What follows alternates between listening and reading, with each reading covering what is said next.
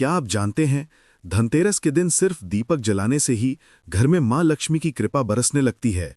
क्यों इस दिन दीप जलाने, खरीदारी करने और भगवान धन्वंतरी की पूजा को इतना शुभ माना जाता है? आज हम आपको सुनाएंगे धनतेरस की पूरी कथा और बताएंगे कैसे करें सही विधि से पूजन, ताकि घर में आए सुख, समृद्धि और धन की वर्षा। कार्तिक मास की कृष्ण पक्ष की त्रयोदशी तिथि को धनतेरस मनाया जाता है। इसी दिन समुद्र मंथन से भगवान धन्वंतरी अमृत कलश लेकर प्रकट हुए थे।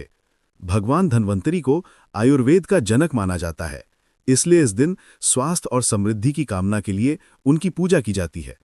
एक और मान्यता के अनुसार इस दिन माता लक्ष्मी धरती पर भ्रमण करती हैं और जो घर साफ सुथरा और दीपों से जगमगाता है, वहां मां लक्ष्मी वास करती हैं। इसी वजह से इस दिन दीप जलाना, खरीदारी करना और पूजा करना बेहद शुभ माना गया है। एक समय की बात है, राजा हेमचंद्र का एक पुत्र हुआ। ज्योतिषियों ने बताया कि विवाह के चौथे दिन उसकी मृत्यु सांप के डसने से होगी। राजा और रानी बहुत दुखी हुए, परंतु उन्होंने उपाय किया।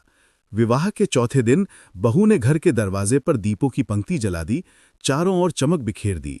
उसने ढेर सारे सोने चांदी के गहने और सिक्के दरवाजे पर रख दिए, ताकि यमराज का ध्यान भटक जाए।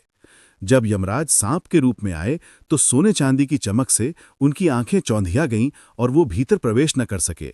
इस तरह राजकुमार की जान बच गई। तभी से इस दिन को यमदीप दान भी कहा जाता है और दीपक जलाकर यमराज से आयु की प्रार्थना की जाती है। शाम के समय घर के मुख्य द्वार पर 13 दीपक जलाएं।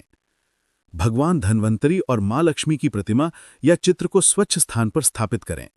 तिलक करें, पुष्प अर्पित करें और दीपक जलाएं।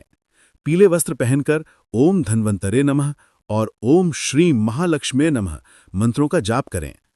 यमराज के नाम से घर के बाहर भी एक दीपक जलाना न भूलें। इसे यमदीप कहा जाता है। इस दिन टूटी फूटी वस्तुएं घर से बाहर निकालें। नई वस्तुओं की खरीदारी को शुभ माना गया है, विशेषकर सोना चांदी, बर्तन या झाड़ू।